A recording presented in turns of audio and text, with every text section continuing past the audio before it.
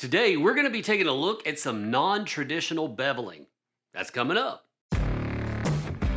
Hello everyone, my name is Daniel Reach. This is Weaver Leather Supply. Today, we're going to be taking a look at some non-traditional beveling. Now, what do I mean by non-traditional beveling? Because I'm sure that's not a term you've heard before, because I just made it up. So, non-traditional beveling. Traditional beveling would be where we're beveling around the outside of a flower or some other object in our pattern. Well, non-traditional beveling would be kind of like what we saw in that recent swivel knife challenge that we did. This one right here with the lion. If you look around the main part of the lion, it's not exactly a consistent line. So we're going to take a look at how to bevel that. So first, if you haven't seen the video on the swivel knife challenge of the lion and you want to try it, we'll put a link in the description below. But with that said, let's go ahead and jump into the pattern. So the first thing that I'm going to do is I'm going to work around the structure lines of the pattern. And the structure line is just the lines that build the frame of the image that we're looking at, the really solid, well-defined ones. So that would be along his head, that would be down his back, and the front, his legs in the front, and around his tail. So it's kind of the outside of the pattern, but it's a really solid line that's not broken like what you see in the mane. Now, why am I saying to start with those first? Well, because it's very easy to determine which side of the line you need to bevel. Let's get those laid in first, and then we can go from there.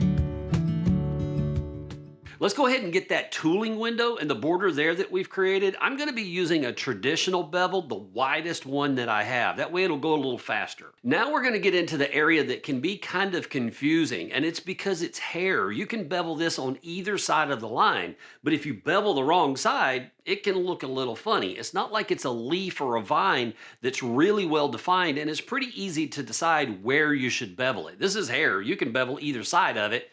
You just better pick the right side or it's going to look a little funny. The easiest way I've found to decide which side of the line you should bevel is to ask yourself, where is the light source coming from? When we create shadows, which is what we're doing here, the shadows are going to fall opposite of that light source. And in the picture that I'm working with here, the light source is coming from the upper left, which hits him in the face, which means the shadows are going to be on the right. I'm going to start with the fringe that comes off the side of his face. The shadows would all be below that fringe. After that, I'm going to work on the other parts of the mane. The angle of the light is still roughly the same, so we're going to lay in the bevel all on the right side on that fringe and on his mane.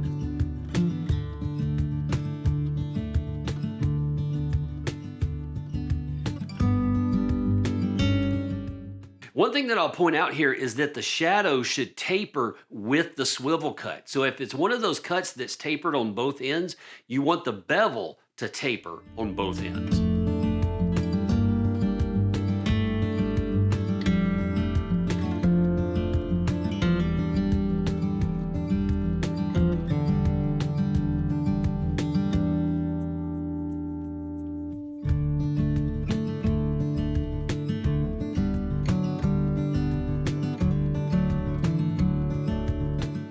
Now we get to that thicker part of the mane on his chest, and we've got a little bit more room here for creativity. I'm going to suggest that you start with the main lines of the mane. And the way you can tell that is it a more substantial line that creates structure, right?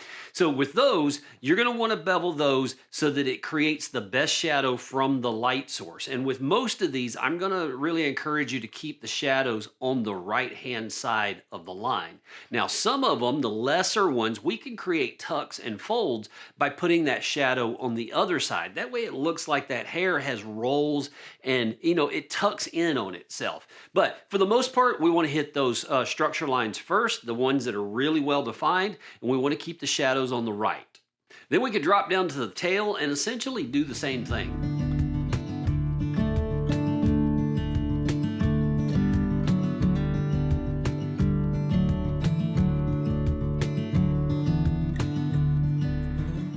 Well, that's going to do it for this video. I will see you in the next one. In the meantime, go make something amazing.